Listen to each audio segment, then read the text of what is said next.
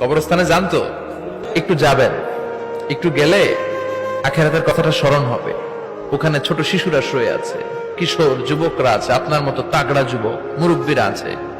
এরা এই এলাকায় থাকতো, এরা আকাশ থেকে নেমে আসে না, এই এলাকার সন্তান আজ নাই।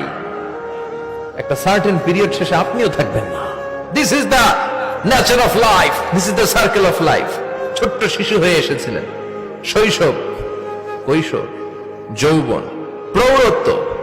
আগে ছিলেন সিঙ্গেল, বিয়ে করে হয়ে গেলেন ডবল। এরপরে আল্লাহ আপনাকে একটা মেয়ে দিল, এরপরে মেয়েকে বিয়ে দিয়ে শ্বশুর হলেন, এরপরে ওই মেয়ের ঘরে সন্তান হতে নানা হলেন। আর কতদিন? অনেক দিন হলো তো, অনেক লম্বা সময় পেয়েছেন আপনি। Think about that. এবার যাওয়ার কথা ভাবেন, আখিরাতের সামানের কথা ভাবেন, ফিরে যেতে হবে। কি শক্তিশালী যুবক, বার্ধক্য চলে আসলে লাঠি ছাড়া চলতে পারে না। কুচকুচে কালো দাড়ি সাদা হয়ে যায়, দাড়ির শুভ্রতা, বয়সের ভার, রং ধরা যৌবন জং ধরে শেষ, ঠিক কিনা?